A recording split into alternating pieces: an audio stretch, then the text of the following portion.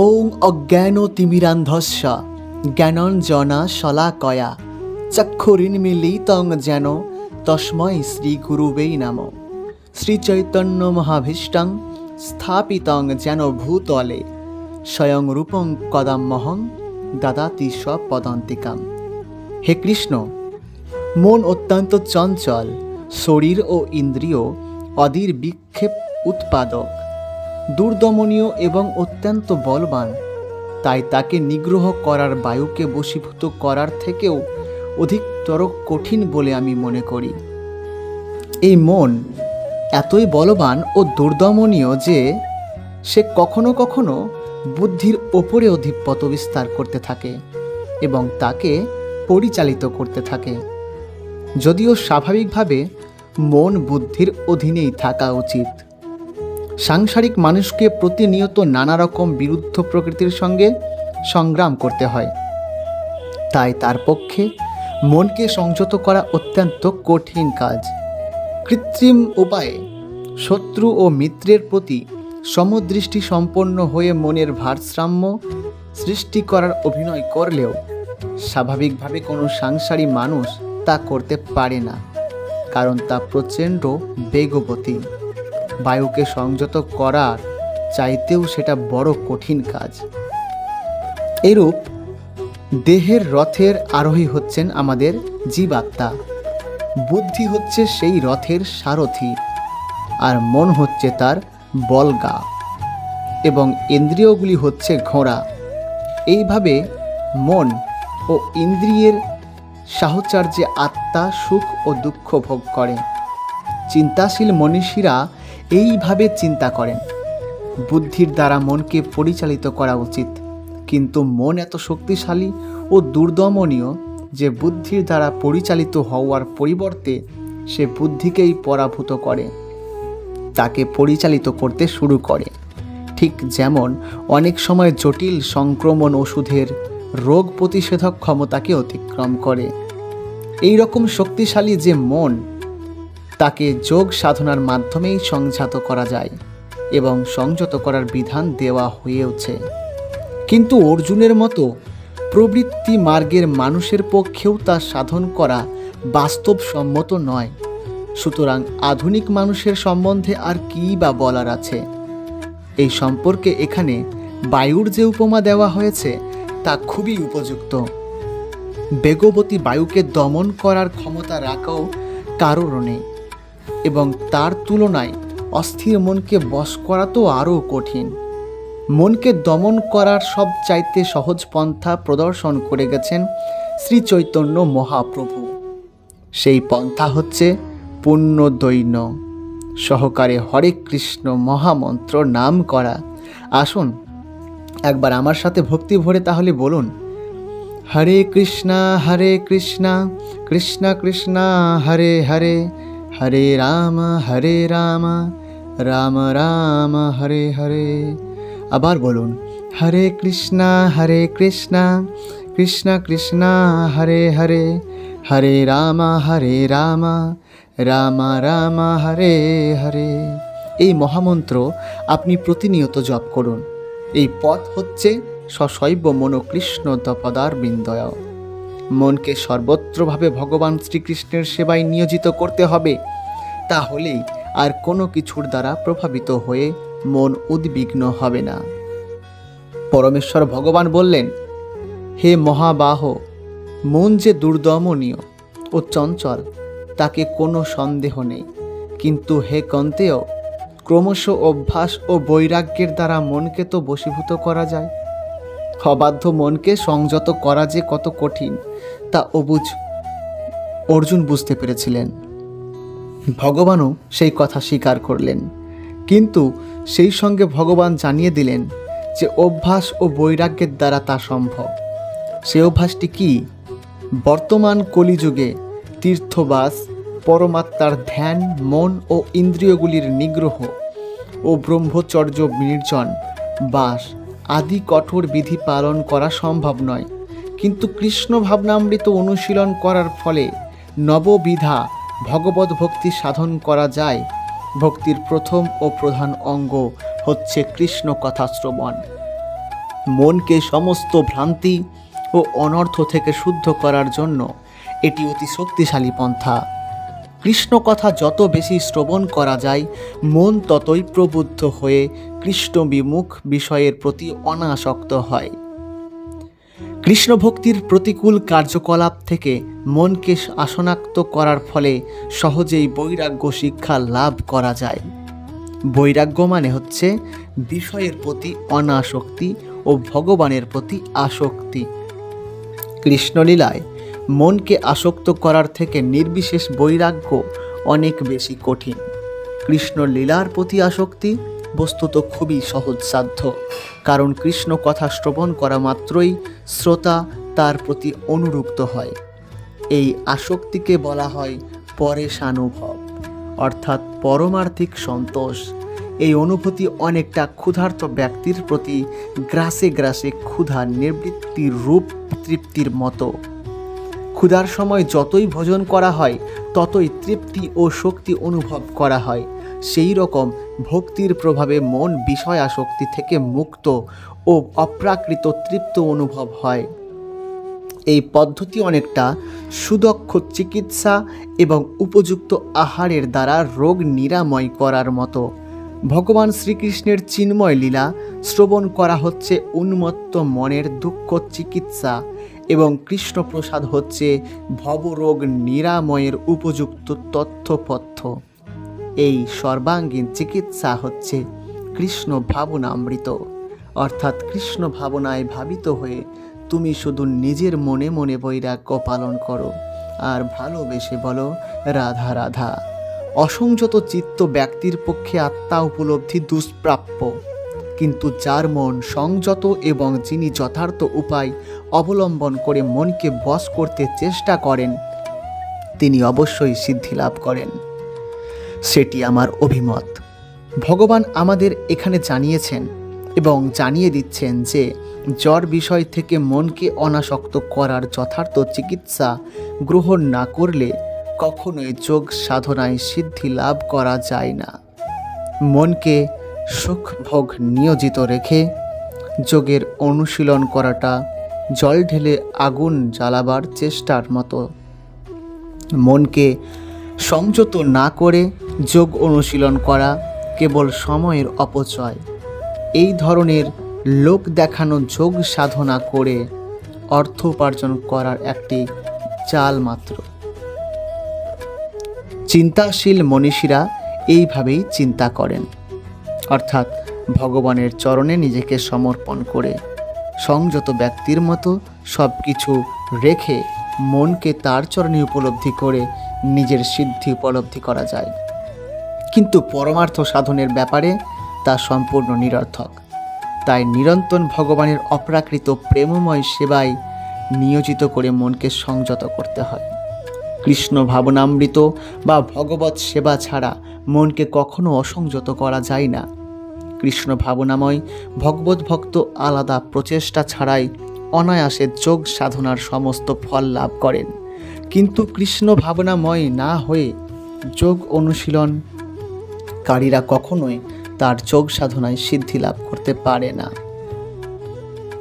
অযতিষ্য শ্রদ্ধায় পেত জগচ্চলিত মানস অপ্রাপ্য যোগ সিদ্ধিং কঙ্গতিং কৃষ্ণ গচ্ছতি। অর্জুন জিজ্ঞেস করলেন, হে কৃষ্ণ, যিনি প্রথমে শ্রদ্ধা সহকারে যোগযুক্ত থেকে এবং পরে চিত্ত চাঞ্চল্য হেতু ভ্রষ্ট হয়ে যোগে সিদ্ধি লাভ করতে পারেন, তবে সেই ব্যর্থ যোগীর কি গতি লাভ হবে? ভগবদ্ গীতাতে আত্ম উপলব্ধির পন্থা বা যোগের কথা বর্ণনা করা হয়েছে। আত্ম উপলব্ধি বলতে সেই জ্ঞানকেই বোঝায় যার ফলে বুঝতে পারা যায় যে এই জড় দেহটি জীবের স্বরূপ নয়, তার স্বরূপ হচ্ছে সৎ চিৎ ও আনন্দময় আত্মা। এই স্বরূপ অপ্রাকৃত, তা জড় দেহ ও মনের অতীত। জ্ঞান যোগ, অষ্টাঙ্গ যোগ অথবা ভক্তি যোগের মাধ্যমে এই আত্মা উপলব্ধি অন্বেষ করতে হয়। এই সবকটি পন্থাতেই অনুশীলনকারীকে জানতে হয় জীবের স্বরূপ কী, তার সঙ্গে ভগবানের কি সম্পর্ক এবং কিভাবে ভগবানের সাথে সেই সম্পর্কের পুনঃপ্রতিষ্ঠাতা করে কৃষ্ণ ভাবনাময় হওয়া যায়। এই তিনটি পথেই যে কোনো একটিকে অবলম্বন করে সর্বান্তকরণের তার অনুশীলন করা শুরু করলে এক সময় না এক সময় গন্তব্যস্থলে পৌঁছানো যায়।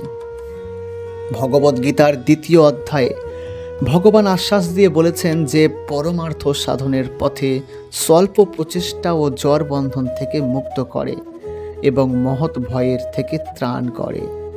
এই তিনটি পন্থার মধ্যে ভক্তিযোগী এই যুগের পক্ষে সর্বপক্ষ উপযোগী, কারণ ভগবানকে জানার জন্য এটি হচ্ছে সবচাইতে সহজ পথ। মন থেকে সমস্ত সংশয় দূর করার জন্য অর্জুন আবার ভগবানকে সেই কথাই জিজ্ঞেস করেন এবং করেছিলেন, যথেষ্ট নিষ্ঠার সঙ্গে আমার জ্ঞান যোগ ও অষ্টাঙ্গ যোগ এর অনুশীলন করতে পারি, কিন্তু তাদের মধ্যে আত্মজ্ঞান লাভ করা এবং কলিযুগের অত্যন্ত কঠিন কাজ বলে ধরা হয়। তাই ঐকান্তিক চেষ্টা থাকলেও সিদ্ধি লাভ নাও হতে পারে। নানা কারণে তার পদস্খলন হতে পারে। সর্বপ্রথমে কেউ হয়তো যথেষ্ট গুরুত্বের সঙ্গে পন্থাটি অনুশীলন নাও করতে পারে। পরমার্থ সাধনের সঙ্গে ব্রতী হয়ে মায়ার বিরুদ্ধে যুদ্ধ ঘোষণা করার সামিল। অতএব কেউ যখন জড় বন্ধন থেকে মুক্ত হওয়ার চেষ্টা করে, তখন মায়া ও জড়া প্রকৃতি তাকে নানাভাবে প্রলোভিত করে, বিপদগামী করার চেষ্টা করে। বদ্ধ জীব এমনিতেই তার প্রকৃতির গুণের দ্বারা মুগ্ধ হয়ে আছে, তাই পরমার্থ সাধন করার সময় পুনরায় আচ্ছন্ন হয়ে পড়ার সম্ভাবনা থাকে। একে বলা হয় যোগচ্চলতি সমানসা, যোগের পথ থেকে ভ্রষ্ট হয়ে পড়া। এইভাবেই যোগভ্রষ্ট হয়ে পড়লে তার পরিমাণ কি হয় তা জানতেই অর্জুন উৎসুক ছিলেন। হে মহাবাহ কৃষ্ণ, কর্ম ও যোগ হতে ভ্রষ্ট ব্যক্তি ব্রহ্মলাভের পথ থেকে বিমূঢ় হয়ে যে আশ্রয়হীন হয়ে পড়ে, সে কি ছিন্ন মেঘের মতো একেবারে নষ্ট হয়ে যাবে? দুটি পথ ধরে এগোনো যায়। যারা বিষয়াসক্ত তারা পরমার্থ নিয়ে মাথা ঘামায় না, আর তারা অর্থনৈতিক উন্নতি সাধন করে জড় বিষয় ভোগ করতে তৎপর, অথবা যথোচিত কর্ম অনুষ্ঠান করার মাধ্যমে স্বর্গলোকে উত্তীর্ণ হওয়ার প্রয়াসই করেন। কেউ যখন পরমার্থিক পথ অবলম্বন করে, তখন তাকে সব রকম বৈষয়িক কর্ম পরিত্যাগ করতে হয় এবং সব রকম জড় সুখ ভোগের বাসনা পরিত্যাগ করতে হয়। এই পরমার্থ সাধনে তিনি যদি সফল না হন, তখন আপাত দৃষ্টিতে মনে হয় তিনি এই দুই হারালেন। তিনি জড় সুখ ভোগ করতে পারলেন না, আর পরমার্থিক সিদ্ধিও লাভ করতে পারলেন না। তিনি যেন বায়ু তাড়িত মেঘের মতোই আচ্ছন্ন ও ছন্ন ছাড়া।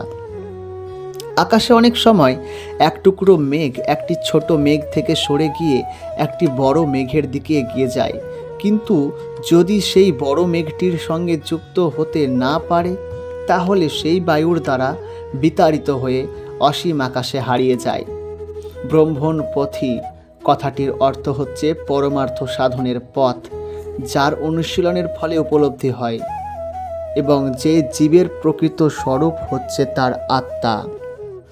একই আত্মা হচ্ছে সেই পরমেশ্বরের অংশ, যিনি ব্রহ্ম পরমাত্মা ও ভগবান রূপে নিজেকে প্রকাশ করেছেন। ভগবান শ্রীকৃষ্ণই হচ্ছেন পরম তত্ত্বের পূর্ণ প্রকাশ। তাই তার চরণে যিনি প্রপত্তি করেছেন, তিনি হচ্ছেন সার্থক পরমার্থবাদী। ব্রহ্ম ও পরমাত্মা উপলব্ধির মাধ্যমে নিজের জীবনের পরম লক্ষ্যে পৌঁছাতে গেলে বহু বহু জন্মের প্রচেষ্টার ফলে সম্ভব হতে পারে। বহুনাং জন্মনস্থে। তাই পরমার্থ সাধনের পরম শ্রেষ্ঠ পথ হচ্ছে ভক্তিযোগ বা কৃষ্ণ ভাবনামৃত, যার ফলে আমরা সরাসরি জানতে পারি ভগবানকে, শ্রীকৃষ্ণকে এবং তার সঙ্গে আমাদের কী বা সম্পর্ক। রাধে রাধে। হরে কৃষ্ণা কৃষ্ণ কৃষ্ণ হরে হরে, হরে রাম রাম রাম হরে হরে। গুরুর নিকট অধ্যয়নকারী শিষ্য নিজ গুরু সহপাঠী তথা মানব মাত্রের কল্যাণ চিন্তন করতে করতে দেবগণের নিকট প্রার্থনা করছেন, হে দেবগণ, আমরা নিজের কানে শুভ কল্যাণকারী বচন যেন শুনি, নিন্দা, অকথ্য ভাষার প্রয়োগ অথবা অন্যান্য পাপের কথা আমাদের কানে যেন না আসে, এবং আমাদের জীবনের যেন যজন পালন খুব ভালো হয়। আমরা যেন সদাই ভগবত আরাধনায় রতি থাকি। কেবল কান দ্বারাই শোনাই নয়, চক্ষু দ্বারাও যেন আমাদের সাদা কল্যাণের দর্শন হয়। কোনো অমঙ্গলকারী অথবা পতনের দিকে নিয়ে যাবে এমন কোনো দৃশ্যের দিকে যেন আমাদের দৃষ্টির আকর্ষণ কখনোই না হয়। আমাদের শরীর, আমাদের এক একটি অবয়ব যেন সুদৃঢ় ও সুস্পষ্ট থাকে। সুদৃঢ়তা ও সুস্পষ্টতা এজন্যই যে যেন তার দ্বারা আমরা ভগবানের স্তবন করতে থাকি। আমাদের আয়ু, ভোগবিলাস অথবা প্রমাদে যেন নষ্ট না হয়। আমরা এমন আয়ু পাই যেন তা ভগবানের কাজে লাগে। দেবতা আমাদের প্রত্যেককে ইন্দ্রিয়ে ব্যাপ্ত হয়ে আমাদের সংরক্ষণ ও সঞ্চালন করেন। তিনি অনুকূল থাকলে আমাদের ইন্দ্রিয়গুলি সহজেই শর্মাগ্রে যুক্ত থাকতে পারবে। সেজন্যই তার নিকট প্রার্থনা করা উচিত। যার সুযুষ চতুর্দিকে প্রসারিত, সেই দেবরাজ ইন্দ্র সর্বজ্ঞ, পূষা অরিষ্ঠ নিরাপক্ত ও তর্ক এবং গুরুদেব বৃহস্পতি, এই সকল দেবতাই ভগবানের দিব্য বিভূতি। এরা সকলেই সদা আমাদের কল্যাণ পোষণ করেন। এদের কৃপায় আমাদের সঙ্গে প্রণিমাত্রের কল্যাণ যেন হতে থাকে। আধ্যাত্মিক বা অধিবৈদিক ও অধিভৌতিক সমস্ত প্রকারের তাপ যেন শান্ত হয়। হরে কৃষ্ণ কৃষ্ণ কৃষ্ণ হরে হরে, হরে রাম রাম রাম হরে হরে। এই সম্পূর্ণ জগৎ ব্রহ্ম ভিন্ন আর কিছুই নয়। সমস্তই ব্রহ্ম এবং ওঙ্কার। তার নাম হওয়ায় তিনি নামই থেকে অভিন্ন, অর্থাৎ একই। এই জন্য সব কিছু ওঙ্কারই থেকে সৃষ্টি। একথা পূর্বে মন্ত্রে বলা হয়েছে। এই সম্পূর্ণ জগৎ পরম ব্রহ্ম পরমাত্মার শরীর এবং তা থেকেই উৎপন্ন, এবং তিনি এর অন্তর্যামী আত্মা। অতএব ওই সর্বত্যাই হলেন আমাদের ব্রহ্ম, স্বয়ং শ্রী নারায়ণ, শ্রী বিষ্ণু। সর্বাত্মা পরম ব্রহ্ম পূর্বোক্ত রূপে 4 পদ বিশিষ্ট বা 4 পাদ বিশিষ্ট। বস্তুত অখণ্ড নিরবয়ব পরম ব্রহ্ম পরমাত্মাকে চরণ বিশিষ্ট বলা হয় বা 4 চরণ বিশিষ্ট সমচিন্ময়। তথাপি তার সমগ্র রূপ ব্যাখ্যা করার জন্য তার অভিব্যক্তির প্রকারভেদ অনুসারে শ্রুতিতে স্থানে স্থানে তার 4 চরণের কল্পনা করা হয়েছে। ভগবদ্গীতার 15 অধ্যায়ে ভগবানের সঙ্গে জীবের সম্পর্কের ব্যাখ্যা করে বলা হয়েছে, জীব হচ্ছে ভগবান শ্রীকৃষ্ণের অবিচ্ছেদ্য অংশ। তাই জীবের একমাত্র কর্তব্য হচ্ছে ভগবানের সেবা করা, তার অন্তরের শাশ্বত কৃষ্ণ ভাবনা জাগিয়ে তোলা। এটিই হচ্ছে বৈদিক জ্ঞানের চরম সত্য।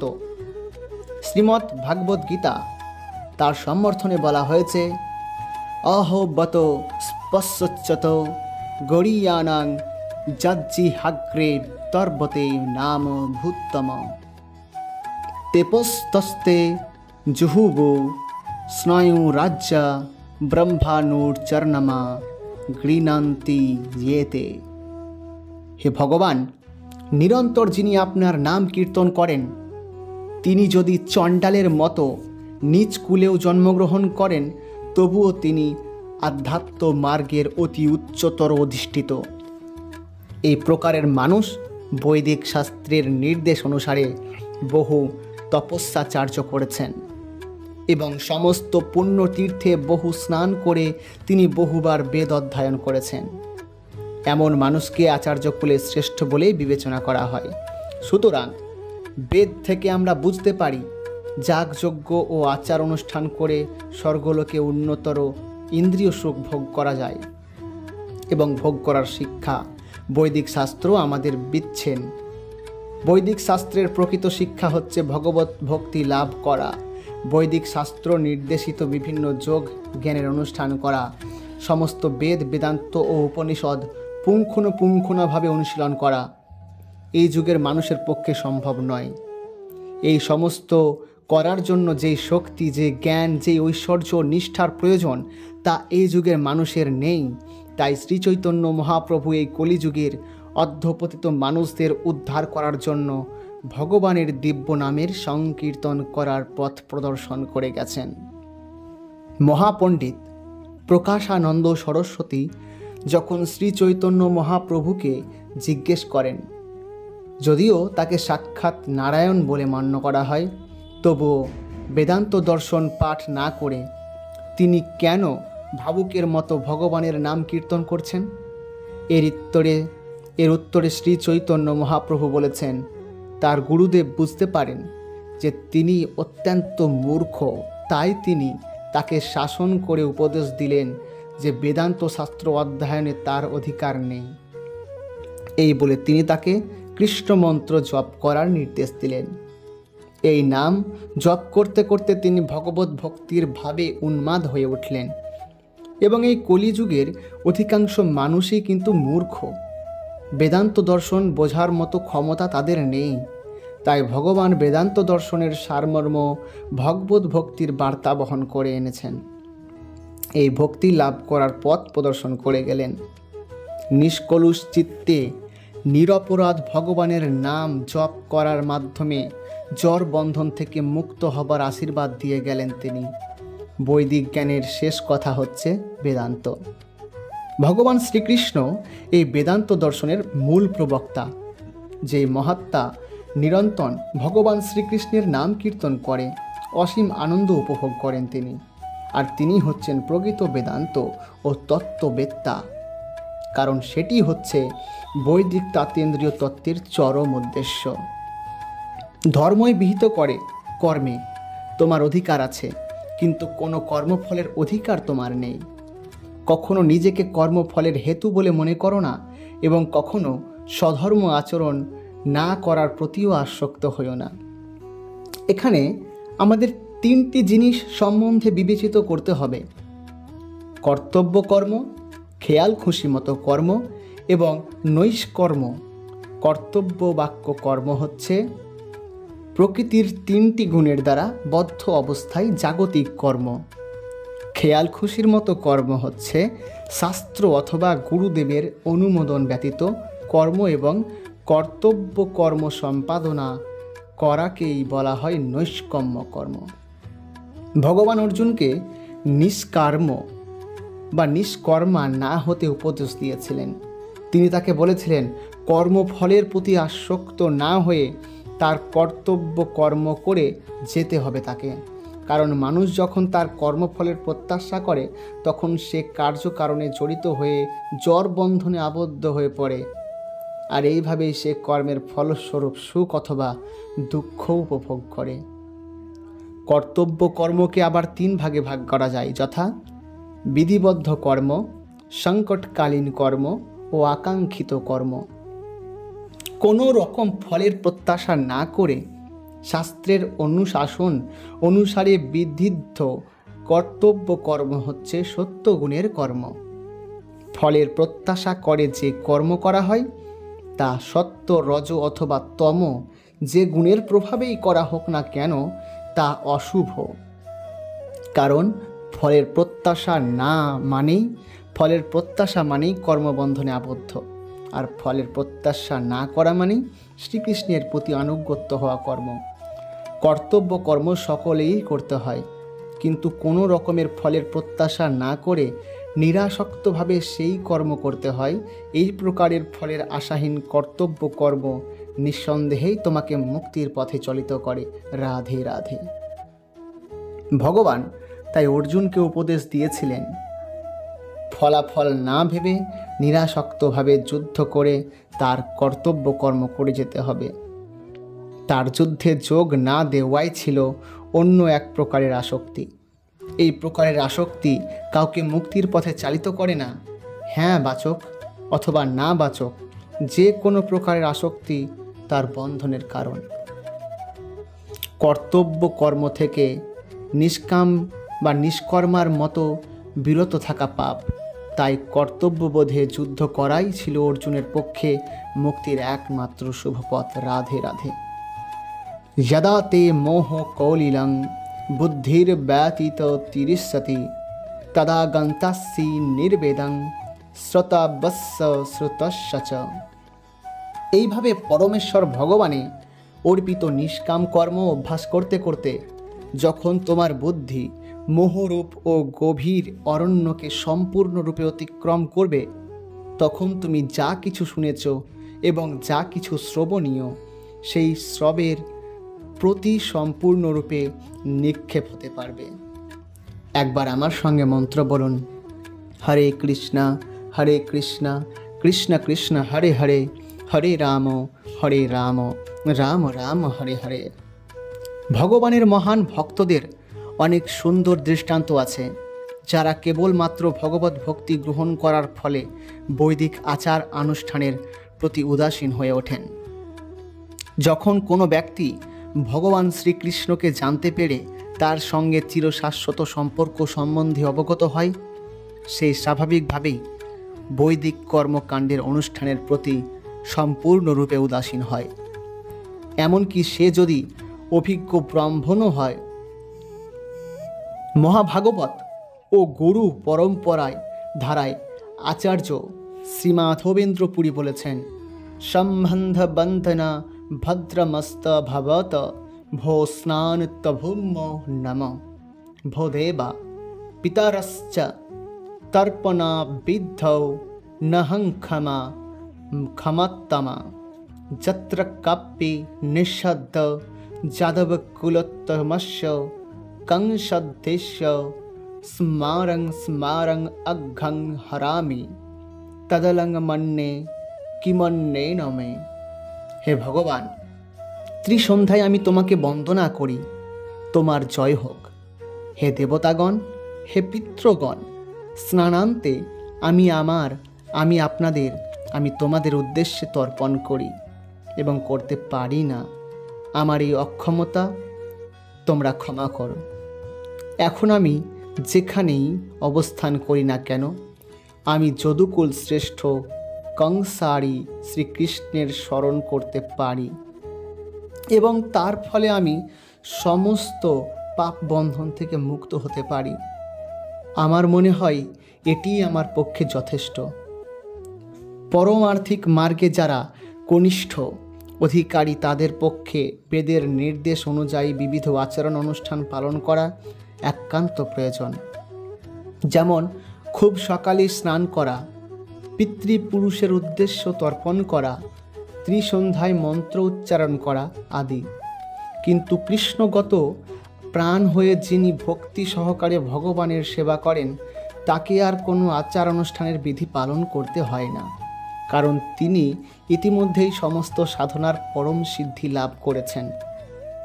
শাস্ত্রে যে সমস্ত তপশ্চর্যা যাগযজ্ঞ বিধিনিষেধ আচরণ করার নির্দেশ দেওয়া হয়েছে, তার একমাত্র উদ্দেশ্য হচ্ছে ভগবানের কৃপা লাভ করে তার পদারবিন্দে সম্পূর্ণভাবে আত্মোৎসর্গ করা।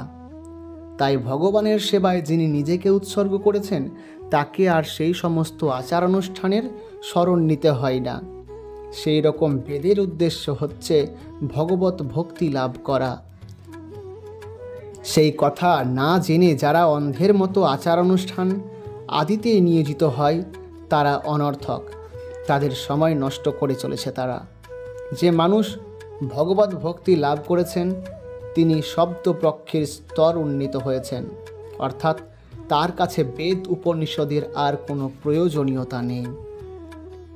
শ্রুতি বিপ্রতিপন্না তে যদা সস্যা তি নিশ্চলা সমাধাবাচলা বুদ্ধিস্তদা যোগমবস্পস্যি। তোমার বুদ্ধি যখন বেদের বিচিত্র ভাষার দ্বারা আর বিচলিত হবে না এবং আত্মোপলব্ধির সমাধিতে স্থির হবে, তখন তুমি দিব্য জ্ঞান লাভ করে অধিষ্ঠিত হবে। জীব যখন সম্পূর্ণভাবে কৃষ্ণ ভাবনামৃত আস্বাদন করে, তখন তার সেই অবস্থাকে বলা হয় সমাধি। যিনি পূর্ণ সমাধিমগ্ন হয়েছেন, তিনি ব্রহ্ম উপলব্ধি ও পরমাত্মার উপলব্ধির স্তর অতিক্রম করে সর্বকারণের কারণ পরমেশ্বর ভগবানকে উপলব্ধি করতে পেরেছেন। আধ্যাত্ম জ্ঞানের চরম পূর্ণতা হচ্ছে ভগবানের সঙ্গে জীবের নিত্য দাসত্ব সম্পর্কের উপলব্ধি করা। তাই ভক্তি সহকারে ভগবানের সেবা করাই হচ্ছে জীবের একমাত্র কর্তব্য। সেই জন্য শুদ্ধ ভক্তগণ বেদের সুন্দর বর্ণনার দ্বারা মোহিত হয়ে স্বর্গসুখ ভোগ করার জন্য যাগযজ্ঞের অনুষ্ঠানের অনুকরণ করেন না। ভক্তিযোগে ভগবানের সেবা করলে ভগবানের সঙ্গে সরাসরি যোগাযোগ স্থাপিত হয় এবং তার ফলে ভগবানের প্রতিটি উপদেশ মর্ম যথাযথভাবে উপলব্ধি করা যায়। শ্রীকৃষ্ণের অথবা তার প্রতিনিধি শ্রী গুরুদেবের আদেশে ভগবানের সেবা করলে অচিরেই তার ফল পাওয়া যায় এবং ভগবদ্ ভক্তির মাধুর্য আস্বাদন করা যায়। রাধে রাধে। হিতস্প্রজ্ঞস্য কা ভাষা সমাধিস্তস্য কেশব স্থিতধি কিং প্রভাষ্যেত কিমাশ্রিত ব্রজেতম কিমা। অর্জুন জিজ্ঞেস করলেন, হে কেশব, স্থিতপ্রজ্ঞ অর্থাৎ অচলা বুদ্ধি সম্পূর্ণ মানুষের লক্ষণ কি? কিভাবে কথা বলবেন, কিভাবে অবস্থান করেন এবং কিভাবে বা তিনি বিচরণ করেন? বিশেষ অবস্থা অনুযায়ী প্রতিটি মানুষের যেমন কোনো না কোনো লক্ষণ থাকে, কৃষ্ণ ভাবনাময় মানুষেরাও কিন্তু সেই রকম চলা বলা চিন্তা ভাবনা কতগুলি প্রকৃতিগত লক্ষণ থাকে। একজন ধনীর কতগুলি লক্ষণ দেখে বোঝা যায় যে সে ধনী। একজন রোগীর কতগুলি লক্ষণ দেখে বোঝা যায় সে রোগী। আর একজন জ্ঞানীর লক্ষণ দেখে বোঝা যায় সে পরম জ্ঞানী। তেমনই শ্রীকৃষ্ণের অপ্রাকৃত ভাবনায় মগ্ন কোনো ভগবত ভক্তের কথা বলার ধরন, চলার ভঙ্গি, চিন্তাধারা, মনোবৃত্তি আদি দেখে বোঝা যায় তিনি হচ্ছেন ভগবত ভক্ত। আর ভগবত ভক্তের এই সমস্ত লক্ষ্যের বর্ণনা ভগবত গীতাতে পাওয়া যায়। রাধে রাধে। এই লক্ষণগুলির মধ্যে সবচাইতে গুরুত্বপূর্ণ হচ্ছে তিনি কিভাবে কথা বলেন, কারণ কথার মধ্যে দিয়েই সবচেয়ে গভীরভাবে মানুষের অন্তরের ভাবের প্রকাশ হয়। প্রবাদ আছে, মূর্খ যতক্ষণ পর্যন্ত তার মুখ না খুলছে ততক্ষণ তার মূর্খতা প্রকাশ পায় না। বিশেষ করে ভালো পোশাকে সুসজ্জিত মূর্খ যতক্ষণ তার মুখ না খুলছে তাকে চেনার কোনো পথ নাই।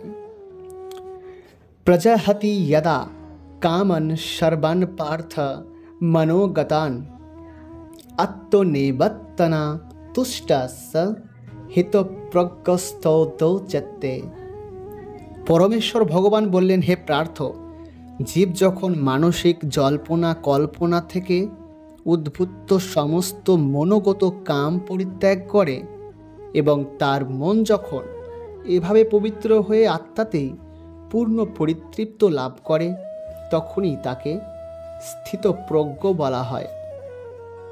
অর্থাৎ শ্রীমদ্ ভাগবতে দৃঢ়ভাবে বলা হয়েছে, সম্পূর্ণ কৃষ্ণ ভাবনাময় মানুষ অর্থাৎ ভগবত ভক্তের মধ্যে মহৎ মুনি ঋষিদের সমস্ত গুণাবলীর পরিলক্ষিত হয়। আর যারা ভগবত ভক্ত নয় তাদের মধ্যে কোনো গুণই দেখা যায় না, কারণ তারা তাদের সীমিত মনের জল্পনা কল্পনার কাছে আত্মসমর্পণ করে নিজেদের ইন্দ্রিয়ের দাসত্ব হয়ে থাকে। সুতরাং এখানে যথার্থই বলা হয়েছে যে জল্পনা কল্পনার মাধ্যমে ইন্দ্রিয়র সুখ ভোগ এবং সব রকমের ইচ্ছা পরিত্যাগ করতে হবে। কৃত্রিমভাবে এই ইচ্ছাকে কখনোই সংবরণ করা যায় না। কিন্তু মানুষ যখন কৃষ্ণ ভাবনায় নিজেকে নিয়োজিত করে তখন কোনো রকম বাহ্যিক প্রচেষ্টা ছাড়াই আপনা থেকেই এই সমস্ত ইন্দ্রিয় সুখ ভোগের বাসনা প্রশমিত হয়। তাই মানুষ মাত্রেই কর্তব্য হচ্ছে দ্বিধাহীনভাবে ভক্তি যোগের সঙ্গে অবলম্বন করা। হরে কৃষ্ণ। রাধে রাধে। পরম পুরুষ শ্রীকৃষ্ণ নিজেই পরিপূর্ণ, স্বয়ং সম্পূর্ণ। এই জগতের কোনো অংশই তার থেকে বিচ্ছিন্ন নয়। এটি বুঝে ঈশ্বরকে নিজের সঙ্গে রেখে সর্বদা তাকেই স্মরণ করতে করতে তুমি এই জগতের প্রতি মমতা ও আসক্তি ত্যাগ করে কেবলমাত্র কর্তব্য পালনের জন্যই বিষয়সমূহের যথাবিধি উপভোগ করো। অর্থাৎ তুমি কর্ম করো, কিন্তু কোনো ফলের আশা করো না। কর্ম করাই তোমার অধিকার। এই বিশ্বরূপ ঈশ্বরের পূজার জন্যই কর্ম সকলের আচরণ করো। বিষয়সমূহে মনকে আসক্ত হতে দিও না। অর্থাৎ একজন জহুরি স্বর্ণকারের কাজ করে, তাকে বিভিন্ন নকশায় নিয়ে আসে, কিন্তু তার কোনো অধিকার থাকে না সেই স্বর্ণ গহনার দিকে। তার কাজ মাত্র করে যাওয়া, নকশা তৈরি করে দেওয়া। তেমনভাবেই এই পৃথিবীতে এসে তুমি শুধু কর্ম করো মাত্র, তোমার ফলের আশা রাখা উচিত নয়। এতেই তোমার কল্যাণ নিশ্চিত। বস্তুত এই ভোগ্য পদার্থ কারোর নয়। মানুষ ভুলবশত তাতে মমতা ও আসক্তি করে থাকে। এই সব কিছু পরমেশ্বরের এবং তারই প্রসন্নতার জন্য এইরূপ ব্যবহার করা উচিত। পূর্ব মন্ত্রের কথা অনুসারে জগতের একমাত্র কর্তা ধর্তা অর্থাৎ পালন করি, হর্তা অর্থাৎ সংহাকারী, সর্বশক্তিমান সর্বময় পরমেশ্বরকেই সদা স্মরণ রেখেই সব কিছু করুন এবং তাকেই সমর্পণ করে সব কিছুই করতে থাকুন। এইরূপ বোধপূর্বক তারই পূজার জন্য শাস্ত্রনিয়ত কর্মসমূহের আচরণ করতে করতে শতবর্ষ পর্যন্ত জীবিত থাকার ইচ্ছা করুন। এতেই আপনার মঙ্গল। আর এইভাবে নিজের পূর্ণ জীবনকে পরমেশ্বরকে সমর্পণ করে দাও। এইভাবে বোধে প্রতিষ্ঠিত হও যে শাস্ত্রোক্ত সকর্মের আচরণ করতে করতে জীবন নির্বাহন করো, কেবল পরমেশ্বরের পূজা করার জন্যই, নিজের জন্য নয়। অর্থাৎ ভোগ্য বস্তু ভোগ করার জন্য নয়। যে সমস্ত গাছ থেকে ফল তৈরি হয় সেটা প্রথমেই তোমার খাবার জন্য নয়, সেটা সর্বপ্রথমে আরাধ্য দেবতা পরম শ্রী বিষ্ণু অর্থাৎ শ্রীকৃষ্ণের চরণে অর্ঘ্য নিবেদন করতে হয় এবং তাকে নিবেদন করার পরে সেই ফল আহার হিসেবে গ্রহণ করতে হয়। শুধুমাত্র ফল নয়, এই জগতের যা কিছুই রয়েছে সব কিছুর অধিকার রয়েছে পরমেশ্বরের। আমরা হচ্ছি তার বাগানের কিছু কীট পতঙ্গ মাত্র। এই বাগানের আসল মালিক হলেন পরম পুরুষ শ্রী বিষ্ণু। আমরা তার বাগানে কিছু কীট পতঙ্গ এসেছি।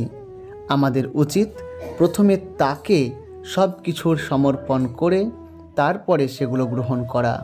তাতে সেটা যোগ্য ভোগ্য বস্তু বলে মান্য করা হবে।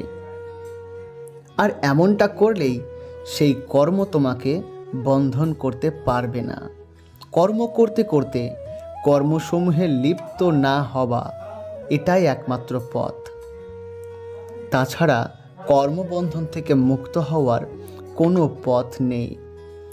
কর্মফলরূপ জন্মবন্ধন হতে মুক্ত হওয়ার নিশ্চিত পথ নির্দেশ করে এখন তার বিপরীত পথে গমনকারী মানুষ্যগণের গতি বর্ণনা করতে চলেছি। মানবদেহ অন্য সব দেহ হতে শ্রেষ্ঠ এবং পরম দুর্লভ। এই দেহ ভগবানের বিশেষ কৃপায় জন্ম। মৃত্যুরূপ সংসার সমুদ্র উত্তীর্ণ হবার জন্যই লাভ হয়। অর্থাৎ এই সংসারে হচ্ছে আমাদের সমুদ্র এবং এই সমুদ্র থেকে আমরা উত্তীর্ণ হওয়ার জন্য আমরা বিভিন্ন ধরনের কর্ম করে থাকি। আর আমাদের কর্মগুলো হচ্ছে আমাদের কাণ্ডারি অর্থাৎ নৌকা। তুমি যেই রূপ কর্ম করবে তেমনই তোমার নৌকা পরিপক্ক হবে আর এই ভবসাগর থেকে তুমি মুক্ত হতে পারবে। এইভাবেই দেহপ্রাপ্ত হয়েও মানুষ নিজের কর্মকে ঈশ্বরের পূজার জন্য সমর্পণ করে না এবং জগতের বিভিন্ন সুখ স্বাচ্ছন্দ্যের ভোগে তিনি ব্যস্ত হয়ে পড়েন। তারপরে জীবনে যা করার, যেটা কাম্য মনে করেন, বিষয়সমূহে আসক্তি বা কামনা বাসনার বশ হয়ে গিয়ে তিনি কোনোভাবে কেবলমাত্র বিষয় প্রাপ্তিতেই সব কিছু উপভোগ করতে থাকেন। সে বুঝতে পারে না যে আমি কেন এসেছি এই ধরাধামে। সেই মানুষ বস্তুত আত্মহত্যাকারী, অর্থাৎ তিনি নিজে থেকেই নিজের আত্মহত্যা ডেকে আনছেন। অর্থাৎ তিনি চানই না যে এই জগৎ থেকে মুক্ত পেতে। যারা মুক্তি পেতে চায় তারা সর্বদাই মুক্তিপথগামী, আর যারা আত্মহত্যাকারী, যারা নিজেরাই আত্মহত্যা করে, তারা এই ধরাধামের উপভোগ ও আসক্তিতে মেতে থাকে। এইভাবে নিজের পতন ঘটিয়ে সেই মানুষ জীবনকে কেবল ব্যর্থই করে না, উপরন্তু নিজেকে অধিক কর্মবন্ধনে আবদ্ধ করে ফেলে।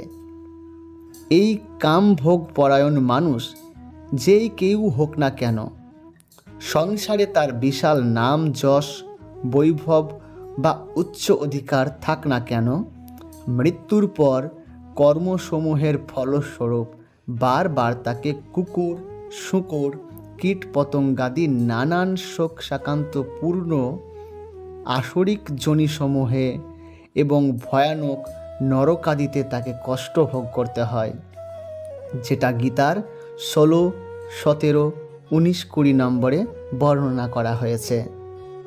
এগুলি আসরিক স্বভাবযুক্ত অধম প্রকৃতির লোক, এদের জন্য নির্দিষ্ট আছে এবং সেগুলি ভয়ানক অজ্ঞানরূপ অন্ধকারে আচ্ছাদিত।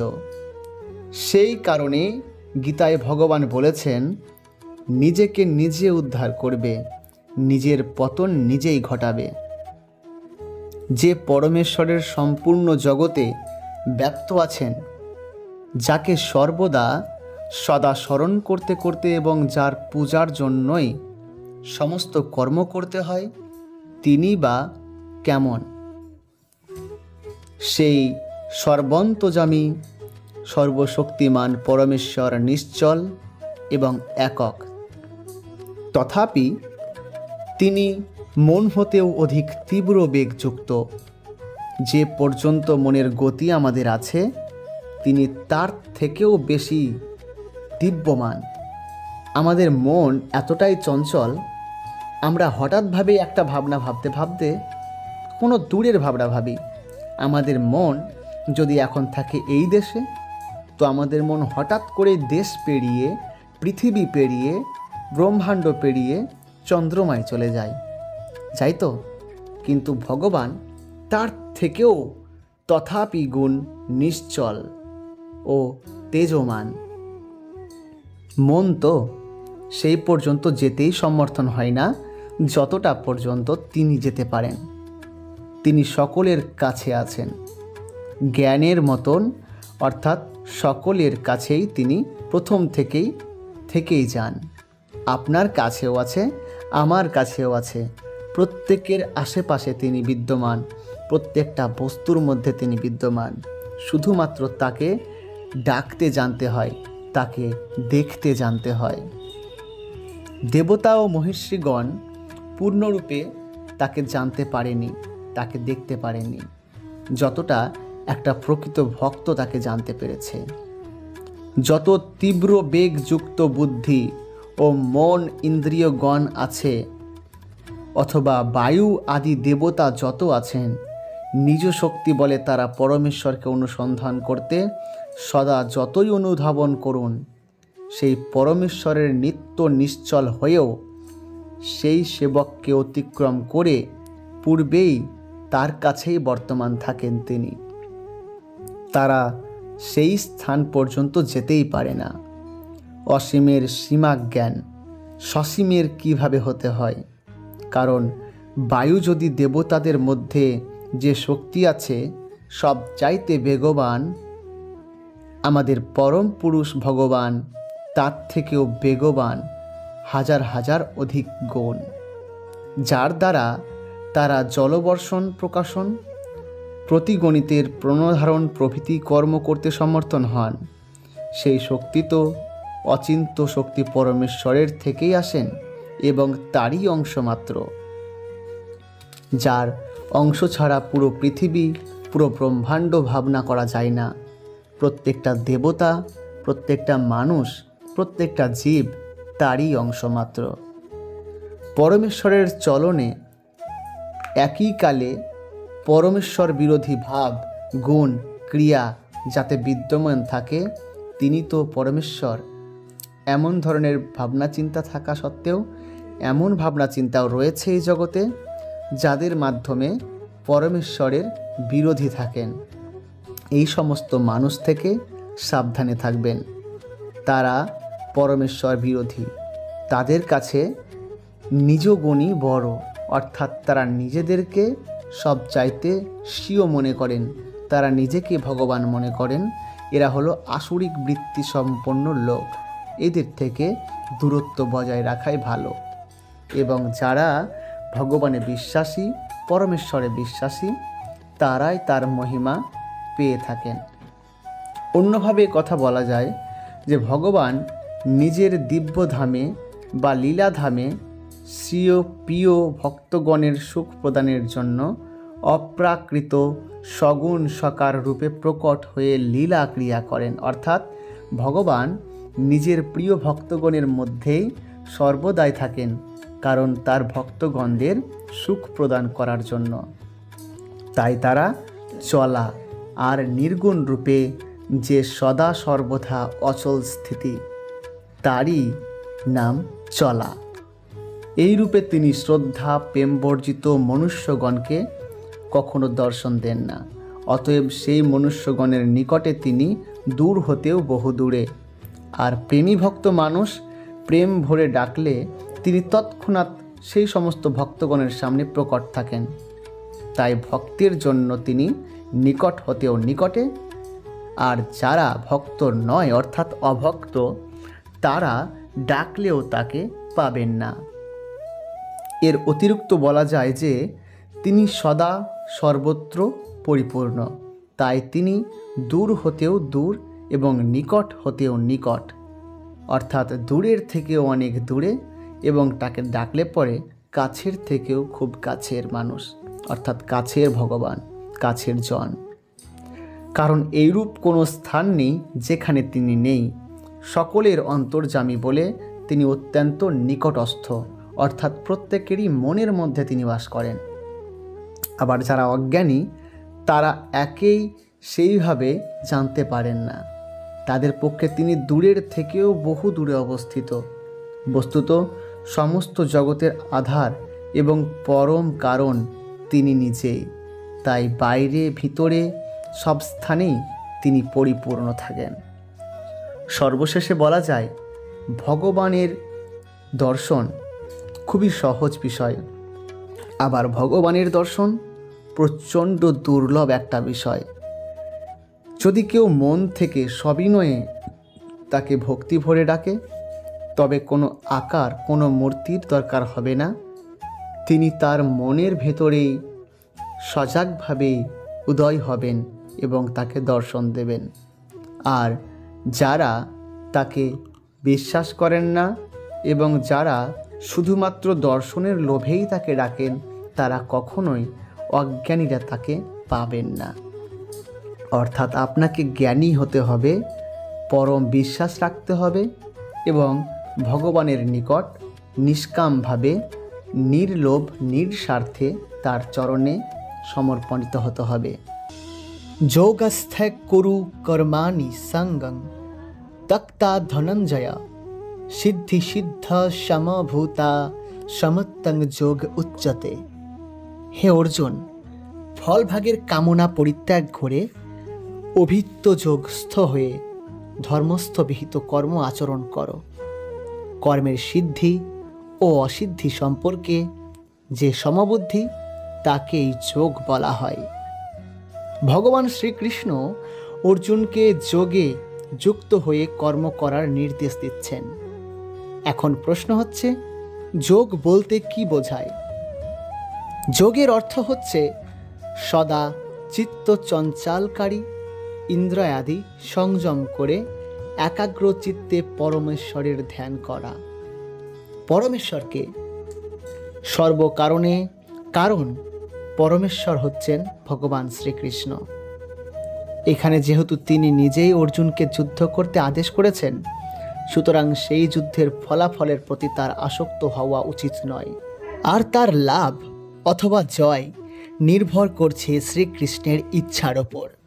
অর্জুনের কর্তব্য হচ্ছে কৃষ্ণের নির্দেশ অনুসারে যুদ্ধ করা। ভগবানের আদেশ পালন করাই হচ্ছে তার প্রকৃত যোগ, এবং কৃষ্ণ ভাবনাময় ভগবত ভক্তিতে এবং ভক্তির মাধ্যমে এই যোগের অনুশীলন করা। ভগবত ভক্তির প্রভাবেই কেবল অহংকার মুক্ত হওয়া সম্ভব। ভগবানের দাসত্ব বা ভগবানের দাসের দাসত্ব বরণ করার ফলে অন্তরে ভগবত ভক্তির বিকাশ হয়, এবং তখন বিজিতেন্দ্রিয় হয়ে যোগ সাধন করা সম্ভব হয়। অর্জুন ছিলেন ক্ষত্রিয়, এবং সেই হেতু শাস্ত্রের নির্দেশ অনুসারে তিনি বর্ণাশ্রম ধর্মের আচরণ করতেন। বিষ্ণু পুরাণে বলা হয়েছে, বর্ণাশ্রম ধর্মের একমাত্র উদ্দেশ্য হচ্ছে শ্রী বিষ্ণুকে তুষ্ট করা। জড় জগতের নীতি হচ্ছে যে কারোই নিজেকে সন্তুষ্ট করা উচিত নয়, কিন্তু শ্রীকৃষ্ণকে সন্তুষ্ট করা উচিত। তাই কেউ যদি শ্রীকৃষ্ণকে সন্তুষ্ট না করে, তবে সে বর্ণাশ্রম ধর্মের আচরণ অনুষ্ঠান যথাযথভাবে পালন করতে পারে না। এইভাবে ভগবান অর্জুনকে বারবার মনে করিয়ে দিচ্ছেন যে তার নির্দেশ অনুসারে কর্ম করাই হচ্ছে তার একমাত্র কর্তব্য। যে মানুষ বুঝতে পেরেছেন তিনি ভগবানের নিত্য দাস, তিনি কখনো তার সমস্ত কর্ম ত্যাগ করে ভক্তি সহকারে ভগবৎ সেবায় না নিয়োজিত হয়ে থাকতে পারেন না। পূর্বে বিশদভাবে তা আলোচনা করা হয়েছে। বুদ্ধিযোগ হচ্ছে ভগবানের অপ্রাকৃত সেবা। এই সেবাই হচ্ছে সমস্ত জীবের যথার্থ কর্তব্য কর্ম। একমাত্র কৃপণেরাই তাদের সকর্ম ফল ভোগের বাসনা করে, ফলে তারা পুনরায় জাগতিক সম্বন্ধে আবদ্ধ হয়ে পড়ে যায়।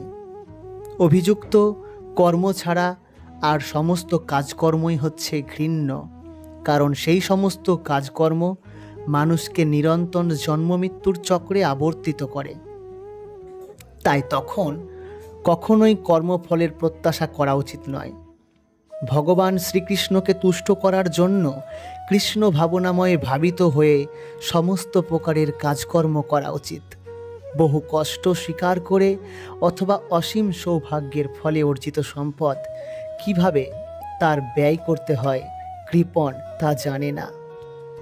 সকলেরই উচিত কৃষ্ণ ভাবনাময় কাজকর্মে সমস্ত শক্তি নিয়োগ করা, তাতেই জীবনের সার্থকতা আসবে।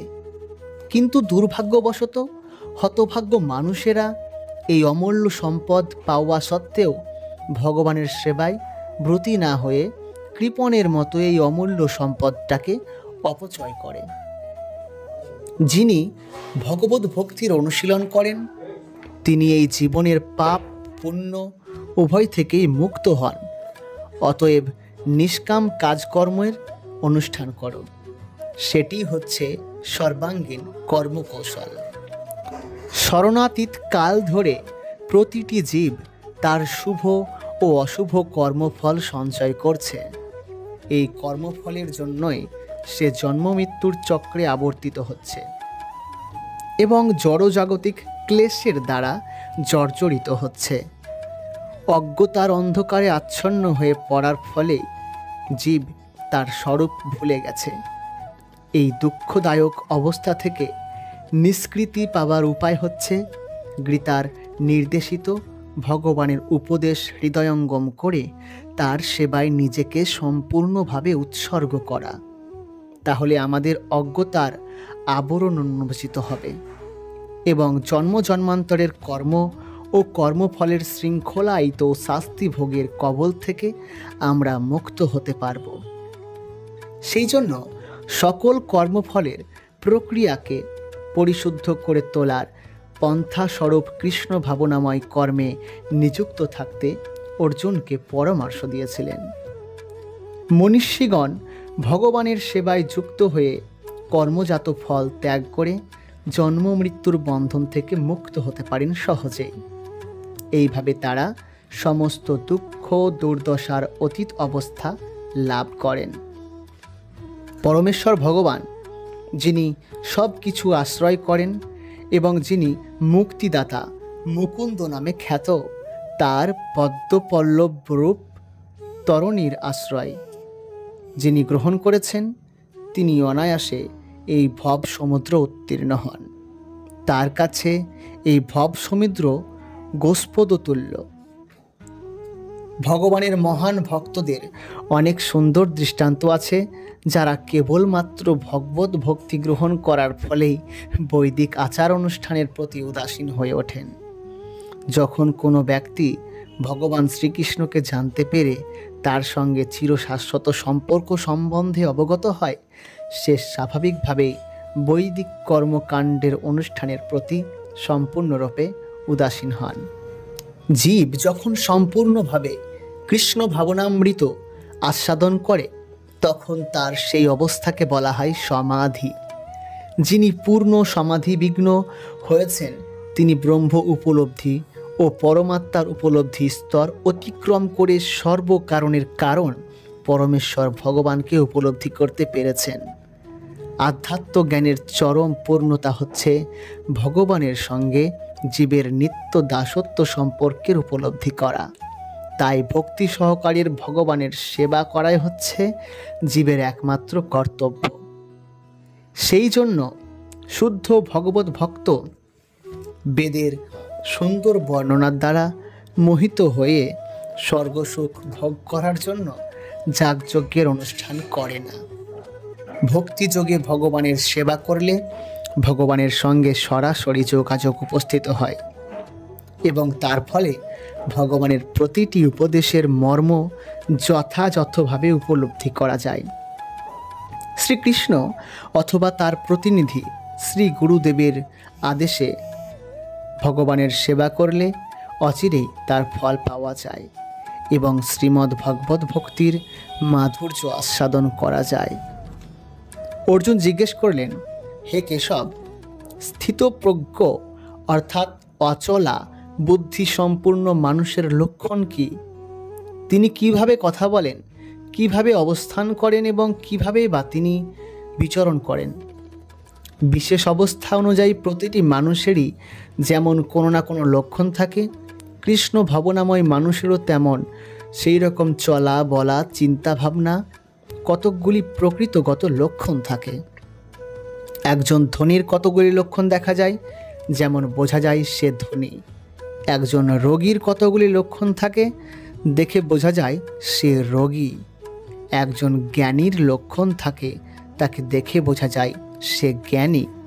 তেমন কৃষ্ণের অপ্রাকৃত ভাবনাময় মগ্ন কোনো ভগবত ভক্তের কথা বলার ধরন, চলার ভঙ্গি, চিন্তাধারার মনোবৃত্তি আদি দেখে বোঝা যায় তিনি হচ্ছেন ভগবত ভক্ত। রাধে রাধে। ভগবত ভক্তের এই সমস্ত লক্ষণের বর্ণনা ভগবত গীতাতেই পাওয়া যায়। এই লক্ষণগুলির মধ্যে সবচাইতে গুরুত্বপূর্ণ হচ্ছেন তিনি কিভাবে কথা বলেন, কারণ কথার মধ্যে দিয়েই সবচাইতে গভীরভাবে মানুষের অন্তরে ভাবার প্রকাশ হয়। প্রবাদ আছে, মূর্খ যতক্ষণ পর্যন্ত তার মুখ না খুলছে ততক্ষণ তার মূর্খতা প্রকাশ পায় না।